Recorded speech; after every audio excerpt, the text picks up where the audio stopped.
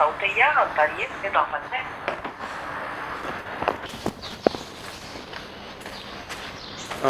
مغلق. يعني والله مش قادر احدد هو ايه اللي حصل بالظبط، بس انا التليفون بتاعي ضاع.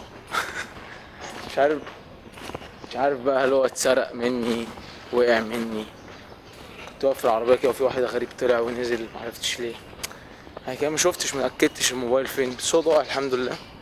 وانا من النوع بقى اللي الموبايل صاحبه، يعني ايه، يعني مش بعمل عليه فون كول بس، يعني كل حاجه امتلكها عليه صور من 2012 مثلا، ذكريات لاصحابي الحمد لله رب العالمين. احساس غريب قوي انت ماشي كده طلع مفاتيح بس مفيش موبايل في جيبك. مش عارف، وضاع مني وهو مقفول يعني، فانا لسه على امل ان ممكن حد يفتحه واكلمه واخده. سوري.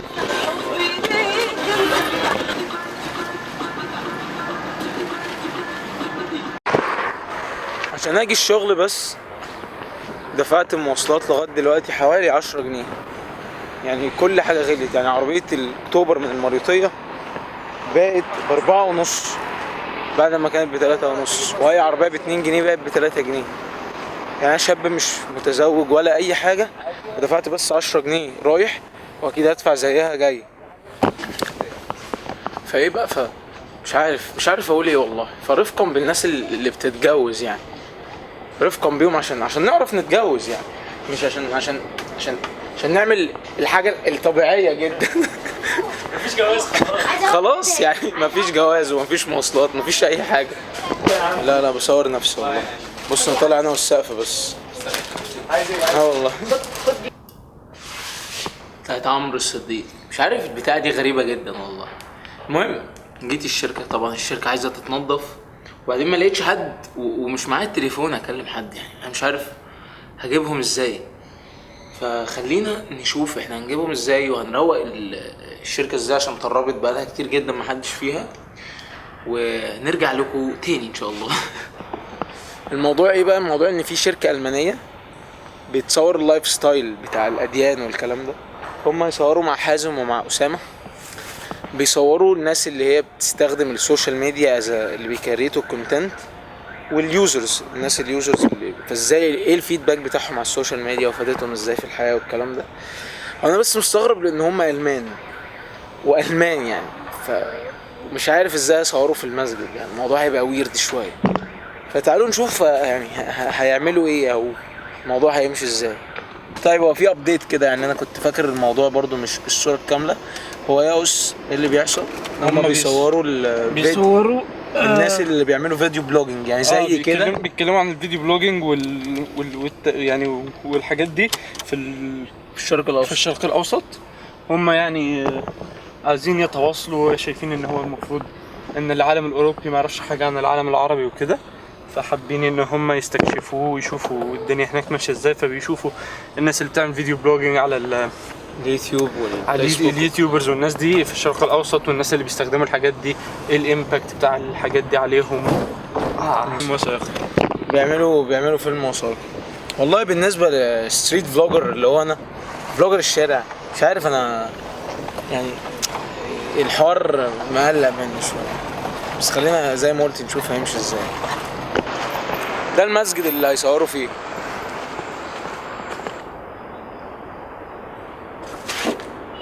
Time today, so But I think we're like this close. I mean, now. no. ابتدوا يصوروا، والناس طبعا ايه يعني انتوا مين، انتوا بتعملوا ايه؟ مش عارف، الناس ممكن تكون احبطت سيكا. ركبوا عليهم في المسجد يا عم، وقال لك ده اجنبي، والمصري اللي جابه هو اللي مدخله. لا فاهم، جابه يعني مش لا فاهم ايه. التاني يقول لك ايه، ما بيصليش، ده مش مسلم يعني تتعلموه. انا فكرته راح يكلمه عشان الشورت، انا رايح عشان اقول له لا هو مش اجنبي، هو مش فاهم. اتكلم من الموضوع بقى. تمام زي الفل. Please explain what happened with you. الناس هيكبوا عليهم تاني. حتى انت الرجاله الكبار قاموا بالواجب مع الاجانب، حببوهم في الدين جدا طبعا. لا بس بقول قاموا بعمل دعوه رهيب. لما نيجي للصح المفروض ان احنا كنا واخدين permission. دي اشكاش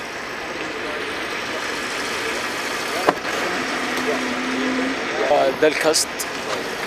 عارف انت بقى الشغل البروفيشنال اللي كل واحد ليه جزء صغير بيعمله رايت اند كل واحد بينفذ الحاجه بتاعته بالظبط.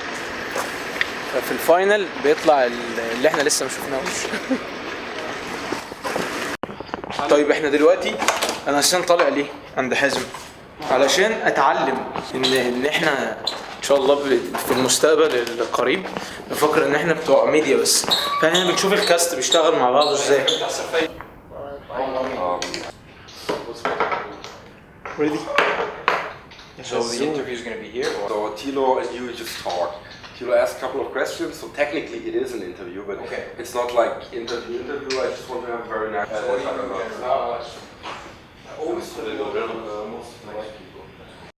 As But the white one. is the same history like هنا اللي بيحصل بقى من الماركت استبرق للألمان. Yeah, So you have the same problem. Yeah, well, Tilo is in front of the camera. I'm producing everything, and then we have some assistants for social media assistants. بنتكلم ان احنا عندهم نفس المشكله ان هم عشان يعملوا الحاجه اللي بيحبوها لازم يجيبوا فلوس من حاجه عشان يقدروا يعملوا الحاجه اللي بيحبوها. بس عندهم حته التخصص برضه اللي انا لسه برجع اقولها ان انا فاقدين وقت كبير جدا ان احنا مش يعني بنعمل كذا حاجه مع بعض على عكس ان احنا نجيب واحد يمسك كل حاجه لوحدها. ده بيوفر وقت كتير جدا. So they will start the interview. I mean, YouTube is an inspiration for everything I do, not just videos. Like you have tutorials, you have for everything, not just. Nice, man. Cool. That's awesome. Best burger so far.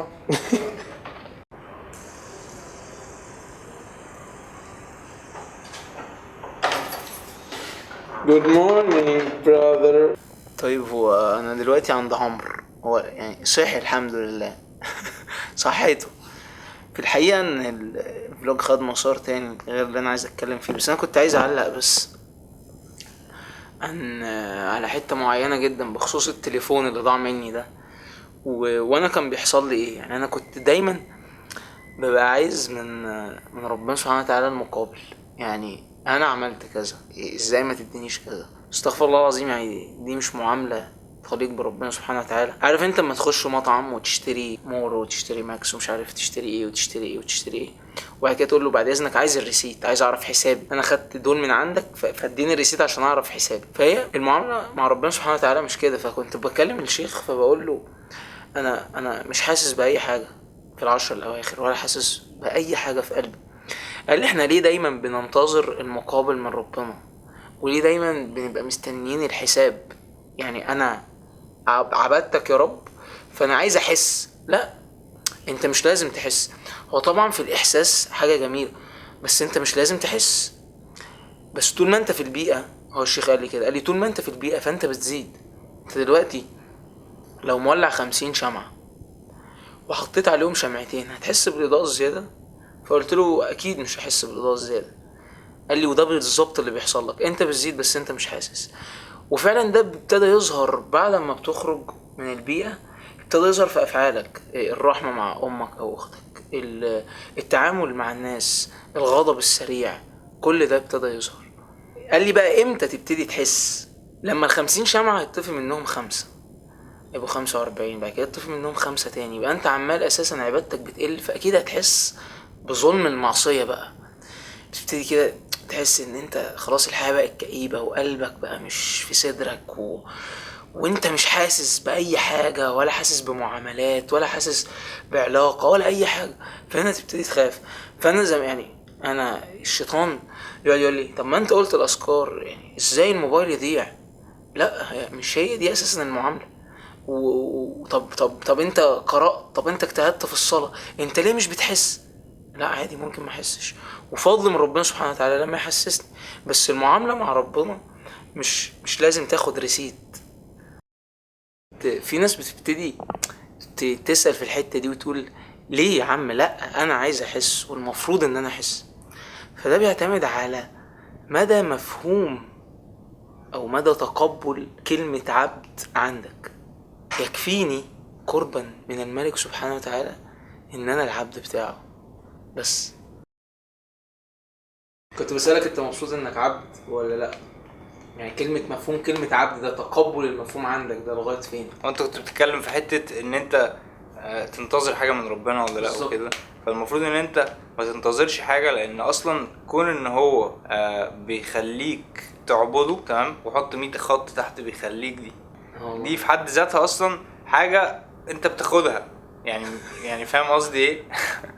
والله بجد. ايوه والله، يعني انا مش يعني المفهوم ده مش في دماغي عمري. لان في غيرك ما بيعبدوش وبالتالي هيخش النار وما ادراك وما النار يعني فاهم. فانت هتيجي يوم القيامه تحس بقى قوي بالحته دي فاهم، اللي هو شكرا يا رب ان انت خلتني اعبدك وسمحت لي ان انا اعبدك فاهم، وفتحت لي الطريق ان انا اعبدك وان انا مش عارف ايه وان انا، فده لوحده كفايه بصراحه. End this vlog please.